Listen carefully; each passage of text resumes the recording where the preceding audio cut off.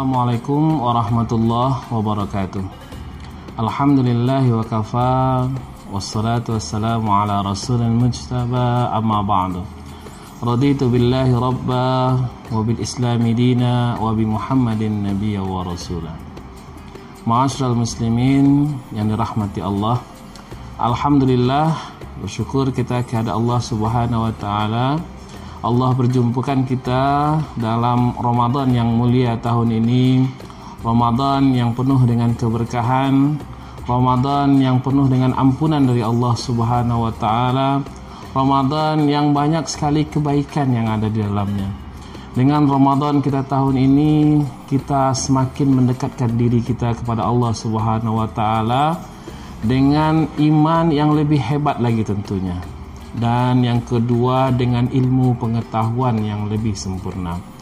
Dan alhamdulillah ma'asyiral muslimin yang dirahmati Allah, bahwa Ramadan tahun ini mampu kita menambah ilmu kita dengan lebih banyak. Ramadan adalah bulan ilmu, karena di Ramadan ini semakin banyak kita mentadabbur Al-Quran. Dan ilmu merupakan syarat paling mutlak bagi kita dalam mendekatkan diri kita kepada Allah subhanahu wa ta'ala. Allah subhanahu wa ta'ala memuliakan manusia dengan ilmu. Wa 'allama Adam al-asma'a kullaha. Allah mengajarkan manusia, mengajarkan Nabi Adam nama-nama semuanya. Kemudian diminta oleh Allah persaingan di antara para makhluk Allah yang lain, malaikat, jin, iblis dan lain sebagainya. Siapa yang mampu menjadi orang-orang yang hebat, yang mampu mempunyai ilmu pengetahuan yang lebih banyak? Ternyata yang paling hebat itu adalah manusia. Sehingga Allah perintahkanlah kepada makhluk-makhluk Allah yang lain untuk sujud kepada Adam. Kenapa sujud kepada Adam? Karena Adam adalah makhluk yang paling mulia. Manusia makhluk yang paling mulia. Kenapa mulianya manusia? Karena ilmu yang dimiliki. Maka ma'asyiral muslimin yang dirahmati Allah, ketika seseorang memiliki ilmu, maka insya Allah dia akan menjadi manusia yang mulia. Maka tidak salah ketika Rasulullah SAW menyebutkan ada 4 golongan manusia yang akan kita hadapi saat ini di muka bumi ini. Yang pertama, kata Rasulullah, ada orang yang Allah berikan ia ilmu dan Allah berikan ia harta. Nah, ini golongan manusia yang pertama. Golongan manusia pertama, Allah berikan ia ilmu dan Allah berikan harta. Dengan ilmunya, kata Rasulullah, maka dia akan mendekatkan dirinya kepada Allah Subhanahu wa ta'ala. Dan dengan hartanya, maka ia mampu menjalin hubungan silaturahmi. Inilah manusia yang mulia pertama. Jadi manusia yang mulia pertama adalah dia punya ilmu, Allah berikan ilmu dan Allah berikan harta. Maka orang-orang yang seperti ini insya Allah adalah orang yang paling hebat di muka bumi ini. Karena ia tahu bagaimana mengelola hartanya. Apa sebab? Karena dia punya ilmu.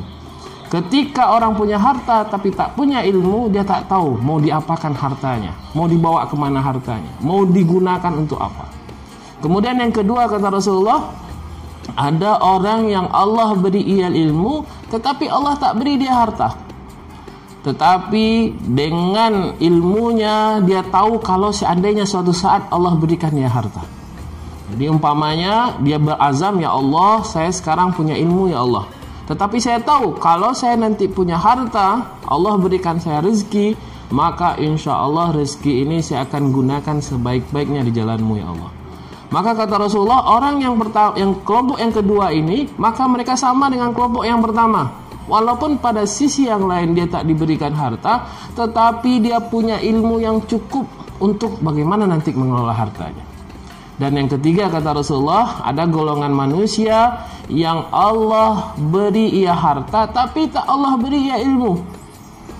Maka kebanyakan hartanya seperti ini akan dihambur-hamburkan kepada hal-hal yang tidak bermanfaat. Kenapa? Dia tak tahu bagaimana mengelola hartanya dengan baik. Dia hanya tahu menghabiskan, yang penting harta ini habis.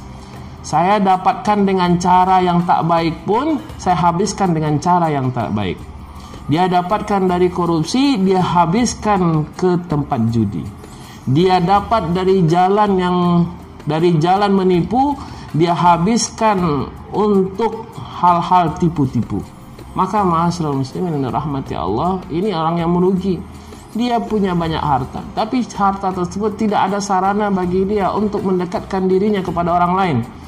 Tak mau membantu orang lain, tidak mau bertetangga, bahkan rumahnya cenderung dibuat lebih tinggi dari yang lainnya, sehingga antara ia dengan tetangga tak pernah bersentuhan, dengan keluarga tambah jauh, sibuk dengan hartanya sendiri. Maka orang seperti ini, kata Rasulullah, adalah orang yang merugi. Dan yang paling buruk adalah orang yang tak Allah berikan ia harta, tak pula Allah berikan ia ilmu. Maka inilah, sudahlah tak punya harta, sibuk setiap harinya mengumpat janji, berburuk sangka dengan Allah, berburuk sangka dengan manusia, berburuk sangka dengan siapa saja. Inilah orang-orang yang paling buruk di antara orang-orang yang kelompok yang Rasulullah sebutkan tadi. Maka ma'asyiral muslimin yang dirahmati Allah, kita berharap dengan Ramadan tahun ini Allah berikan kita ilmu yang banyak.